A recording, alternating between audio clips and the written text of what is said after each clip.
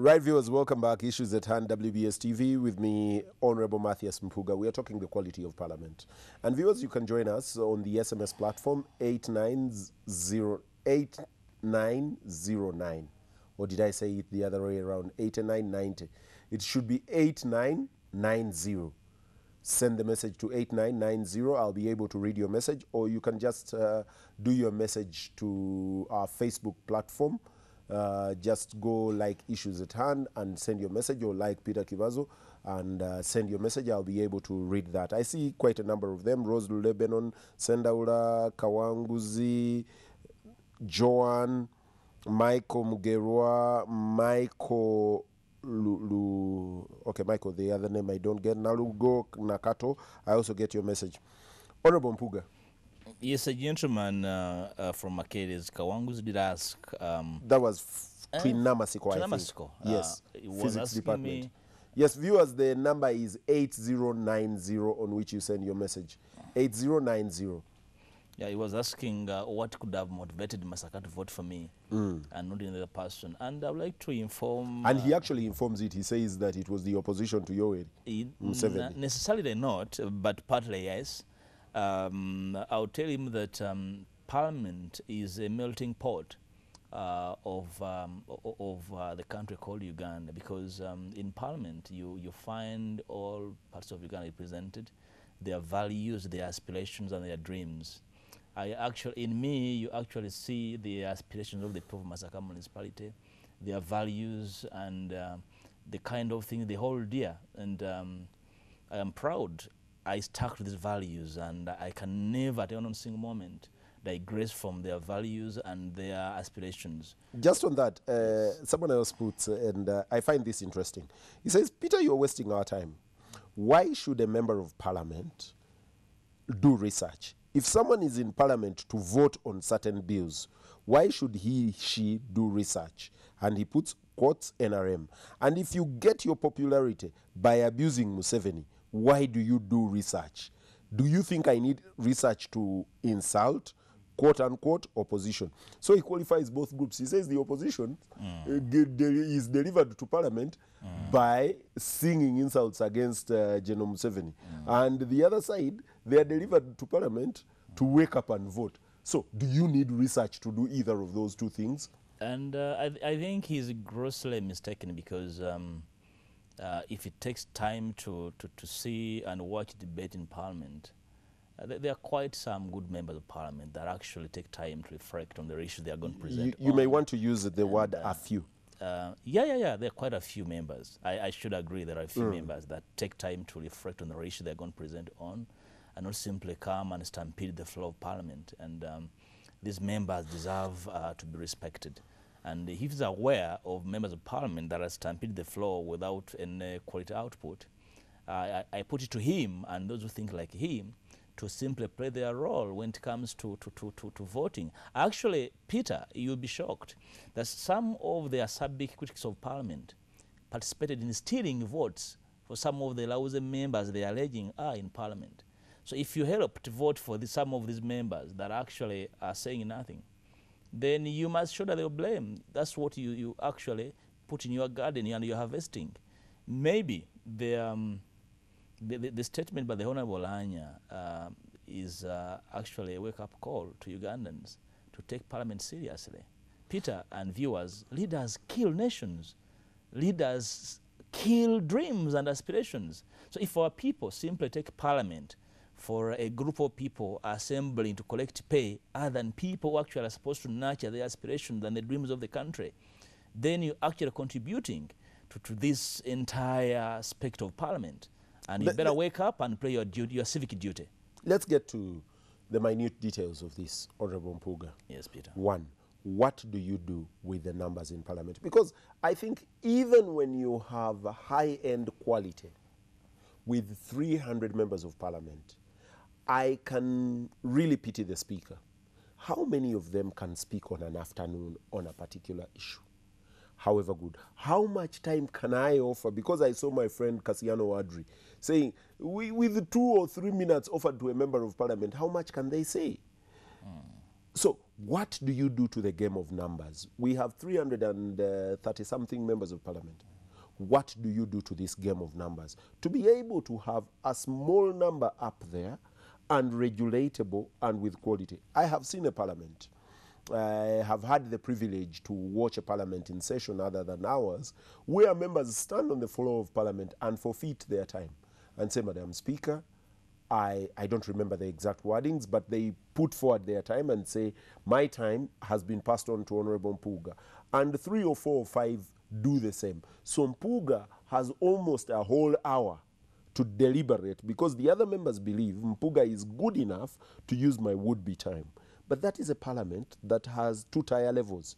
You have the Senate, the upper house and the ordinary house. So possibly there. But what do you do to the current legislative structure of Uganda? I think, Peter, the size of our parliament is again a reflection of the political challenge at our disposal as a country. First of all, it's going to require a lot of reflection on the nature of our politics, especially the survival politics that we are engrossed into as parties and institutions through which politics is played.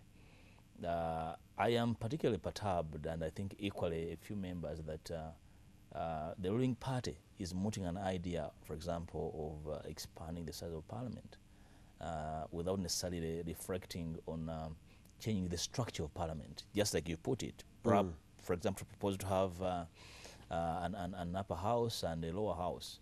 I actually, in the Vision 2040, if I am right, the one that Honorable Dr. Kisama Mugerwa and his team have put forward, they propose that we have a 2-tier level of parliament. You have a would-be Senate and a lower house. I mean, Honorable Mpuuga, I remember in the amendments of 2005, I hope I'm not wrong, that bring the regional tier into being. We have a proposal of parliaments at regions. Yeah. As a parliament, why don't you operationalize the amendments of the Constitution of 2005 that would move parliament from only the center to a parliament, let's say in Mengo, for the regional government there, to a parliament in Ankole, to a parliament in Lango, to a parliament in Busoga, to a parliament in the Teso region, and then reduce the parliament at the center? Would that be too much to ask? No, Peter, the issue that was discussed in 2005 of creating regional governments was not necessarily creating, was not necessarily meant to reduce the size of parliament, but was a view of trying to empower further regional governments. But that in any way did not reflect on reducing the size of parliament, as it were. All that was supposed to be done is indeed to create regional governments as consenting districts would, have them, but within the same framework of the current district structure. Members would form again a district council, necessarily not a regional parliament, for example, akin to the system in Kenya currently.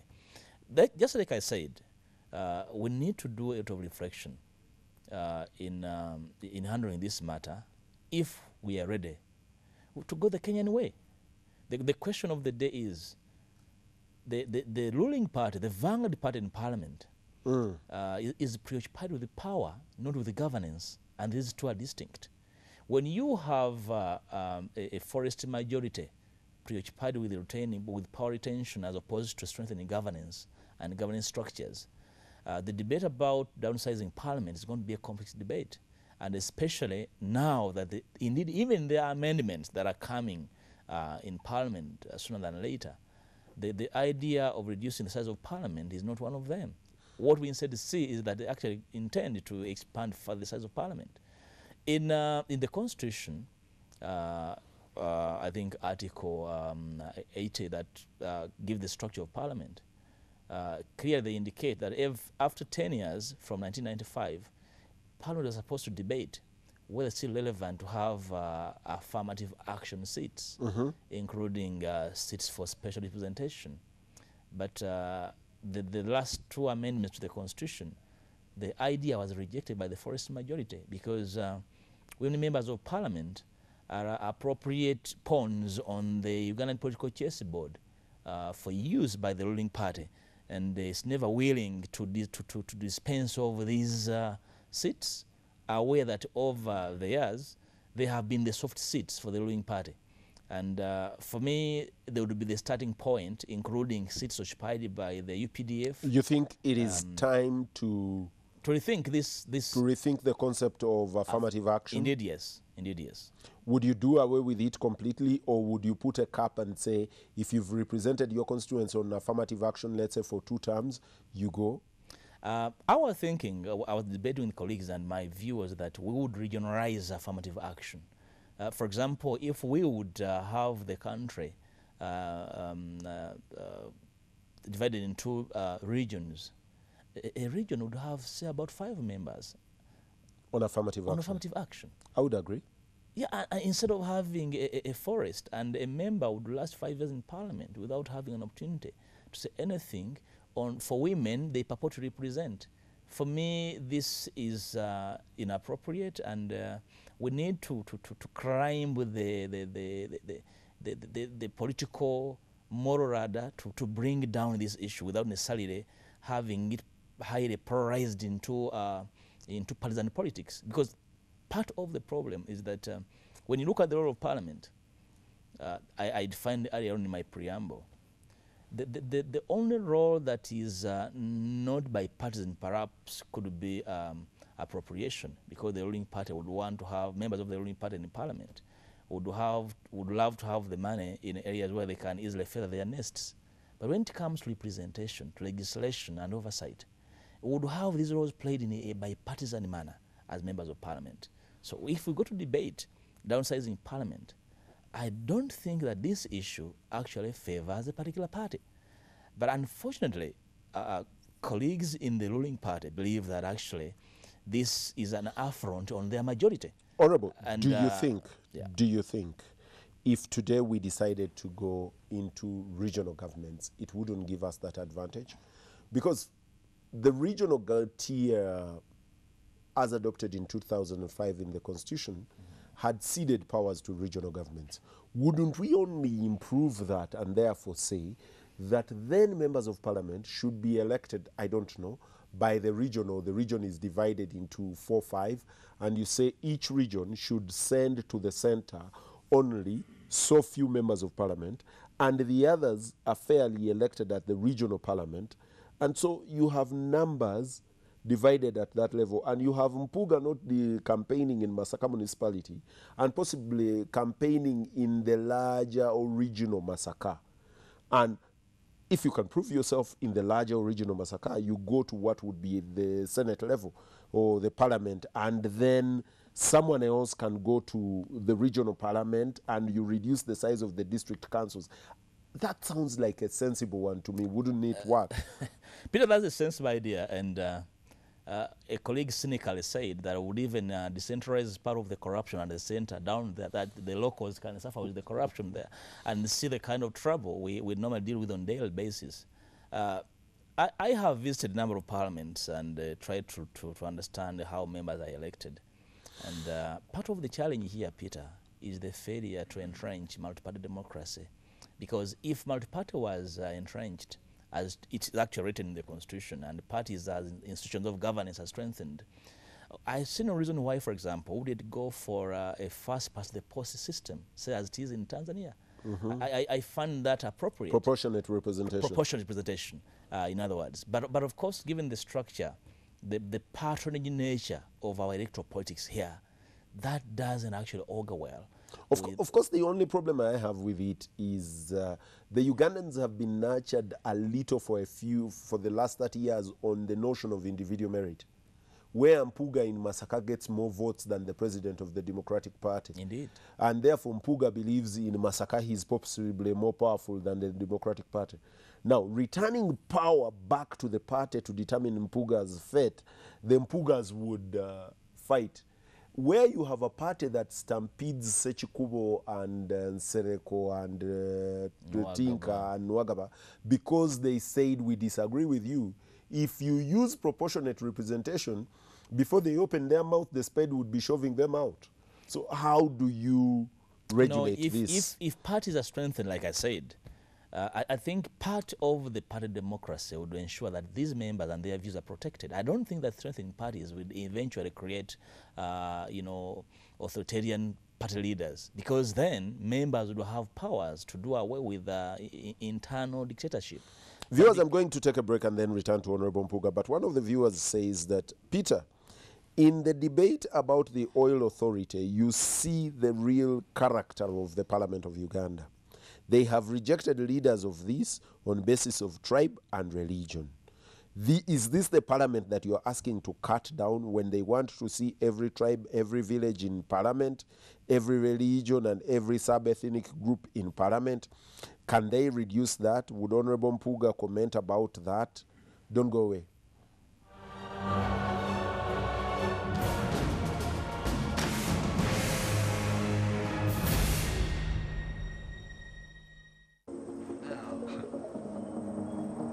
Hey, let's do it.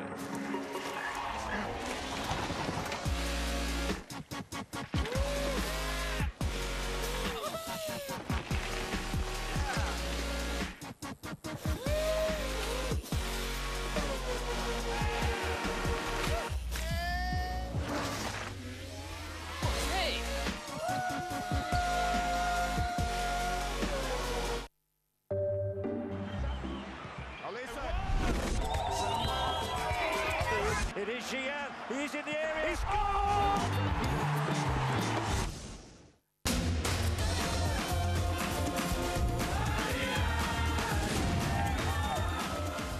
GoTV has reduced the decoder price to 89,000 shillings only. Go Brazil with this crazy World Cup discount. For just 89,000 shillings, get a decoder, an antenna, and 1 month of GoTV Plus to enjoy the remaining World Cup matches and your favorite programs in your sitting room on GoTV. GoTV, entertaining Uganda. GoTV! 102.1 Wava FM. We play you the hits from the best era in music, the late 90s and the early 2000s. Welcome to Miami. Wava FM.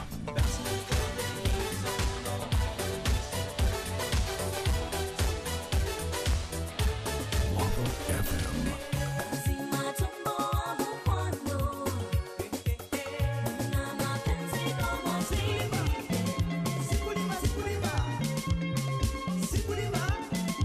Only on 102.1 Wava FM. We are the good times.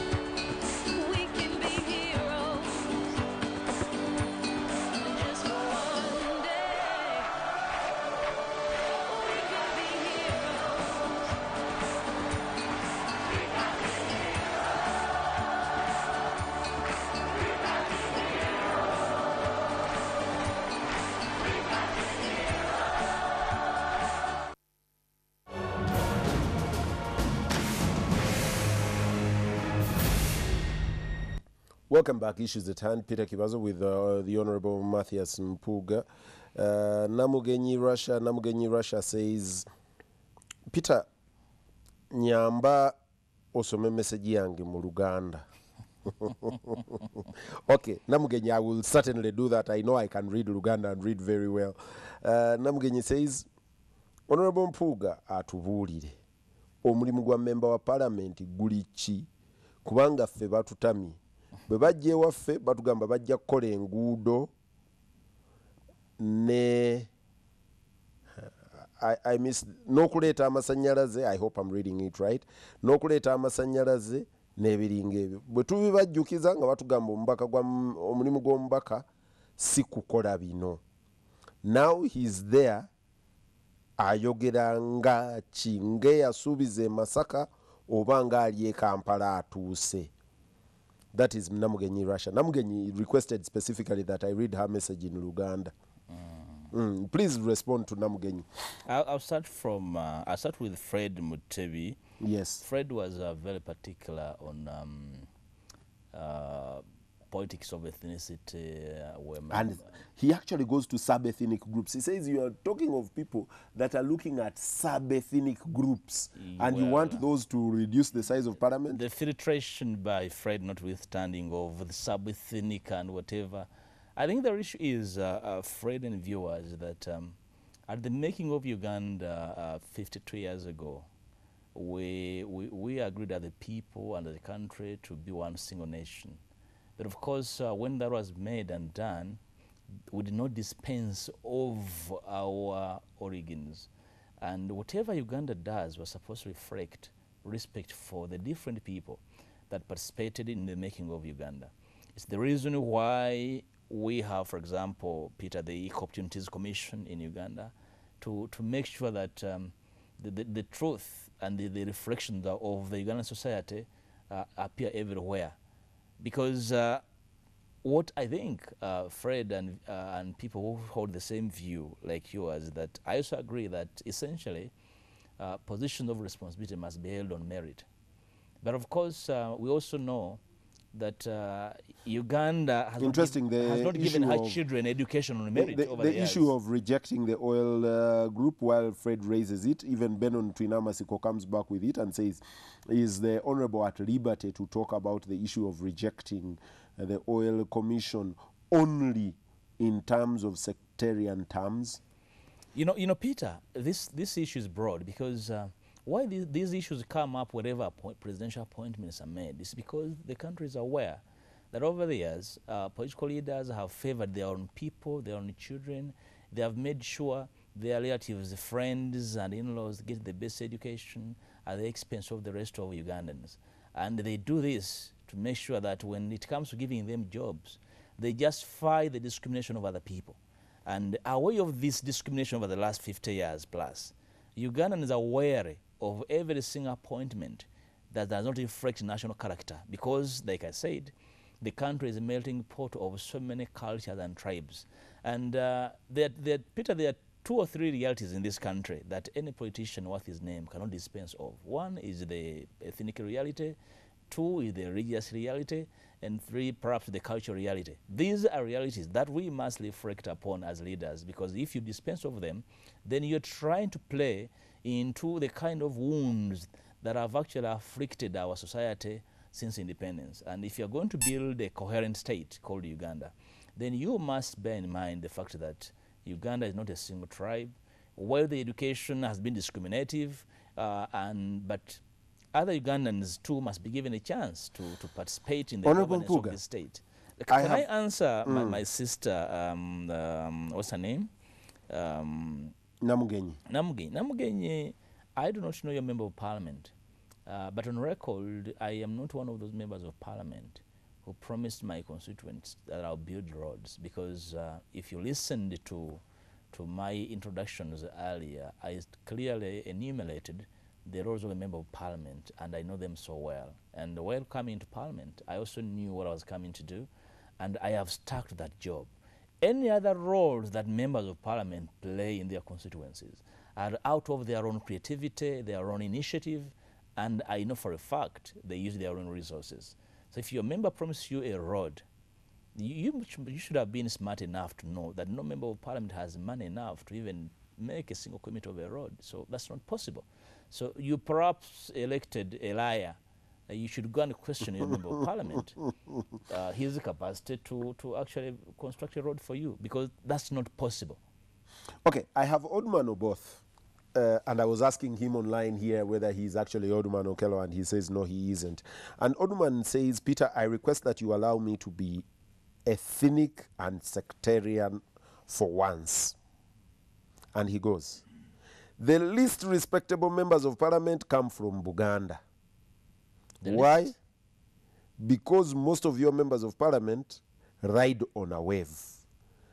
He says, until recently, we in northern Uganda had the best members of parliament until we were swallowed by the Buganda wave. Today, if you choose to name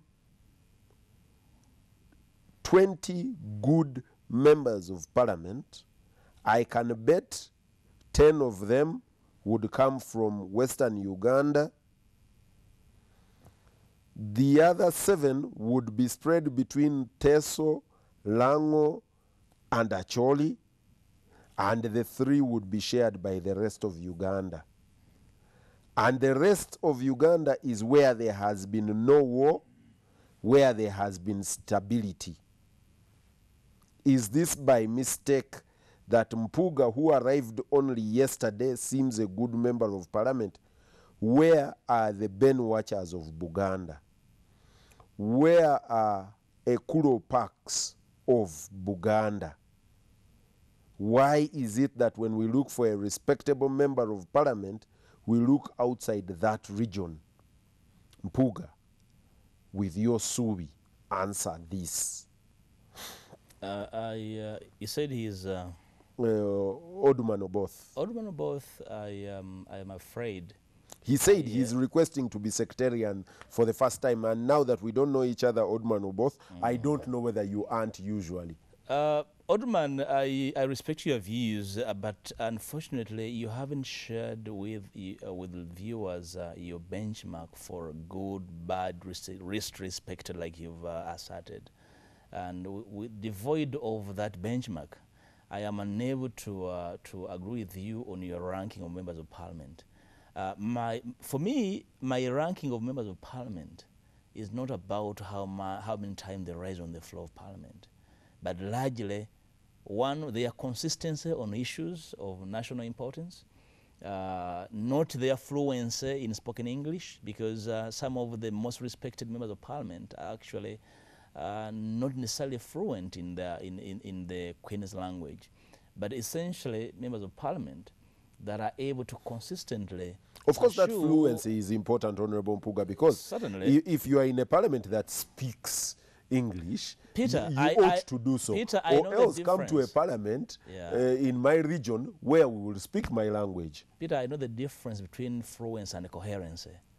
And as long as a member is coherent and his communication is comprehensible, for me it is adequate.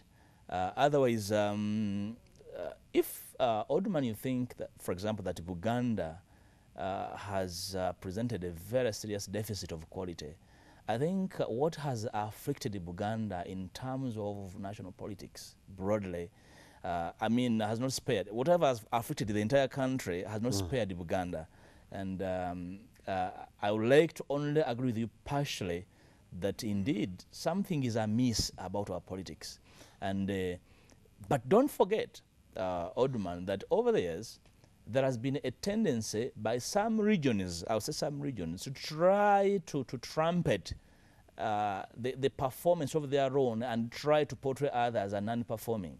But I have on record the members of parliament from Buganda who have performed excellently.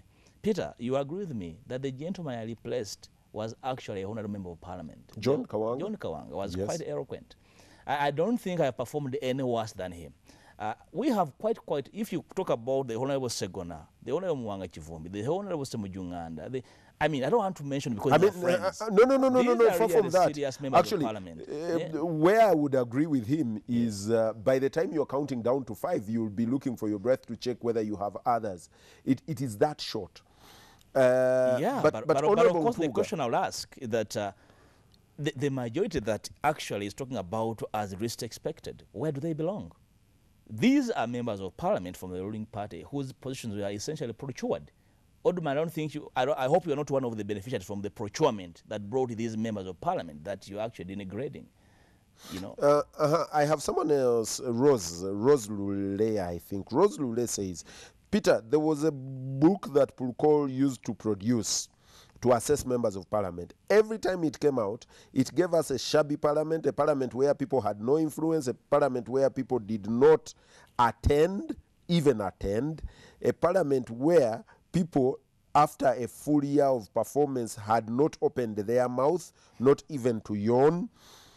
So, what parliament is this? That is Rose Lule. Rose Lule says that in that assessment, I think it was called the Parliament scorecard. Yes, scorecard. Yes, the scorecard. It says it assessed members of parliament that had not risen on a point of order, on a point of information, or even to yawn. And she says this, you members of parliament fought. But I think now, if I recall that scorecard very well, that measured influence, measured attendance, measured knowledgeableness, measured research, and the performance of members of parliament, every time it came out, members of parliament were in a rage. They were really in fits of anger. Peter, Jacob Olanya yes. says the same thing as Peter, Pumkola and his I group said. am not going to answer for the sins of the viewers. You people viewing this program brought these members of parliament. You need to explain to yourselves through committee meetings whether these members you send to parliament actually mirror your aspirations. You, the same people, want these members of parliament to come and attend burials, funerals, weddings, every other day. Parliament is sitting, you are calling your members and threatening them because they're not attending your funerals. Because those Yet members have again, not set the bar. They have not set the bar. Honorable Mpuuga, I am I'll putting use it where back I come to that. from. I No, said certain mirrors is mirrored by the leaders. let they me give you produce. an example of where I come from. Yes. Currently, Semuju Nganda is my member of parliament. I don't remember Semuju Nganda during the campaigns going through where I live. That is one. But in addition to that, the previous parliament, we had Honorable Sam Kaleganjuba, now passed on, bless his soul. He did not campaign. He barely printed posters. He had no people in several of the polling stations to watch over his ballots. He was delivered to parliament. His opponent took him to court throughout the 5 years to try and challenge an election that Njuba had not even watched over. But these people had said Njuba is good enough to represent us. He doesn't come for burials. He doesn't come to the Marua port. He doesn't do. You members of parliament have reduced yourselves into funeral services, into graders for burials, into function organizers. You are at weddings. I sit with several of you. Every Saturday I'm going to Lumbe, I'm going to Dua, I'm attending so-and-so's son's graduation, wedding, baptism. It is the reduction that you've put yourselves to. You know, Peter, I would like to see a member of parliament in the 4 weeks of the month have 1 weekend or 2 weekends to go and they commemorate with those who lost their dear ones. When he's available to go and attend a wedding because it's part of the community values, being with the people. But for a member of parliament to be expected in a weekday to go and attend a burial for me is unacceptable. The beauty is that my constituency knows my role and I have not anybody trying to try and blackmail me for not attending a burial. So and I think which birthday party are you attending this where weekend? I agree with you is that actually members of parliament must set standards. And if you turn yourself into a funeral service arranger, then you are going to be known for that. Right now, we are into the budgeting process. You go away, they are appropriating money for the country, and you have disappeared. You'll have a price to pay eventually. But for me, the society is to blame for the members you are sending. Well, thank you very much, Honorable Matthias Mpuuga. Which wedding are you attending over the weekend? Oh, well, I'm not under pressure to attend any. Well, viewers, I'll tell you that a lot of people are not coming to you to ask to be your members of parliament because they do not want to become funeral service or the undertakers, to say the least. I mean, you think about it. 30, 50, 100 of you at someone's gate because you've lost someone, you've done this, you've done the other. So members of parliament are undertakers, they are function organizers, Borrow on they their are, behalf, they become they are indebted. debt collectors. With that, you're due to have the quality you have. Till we meet on Friday, good night.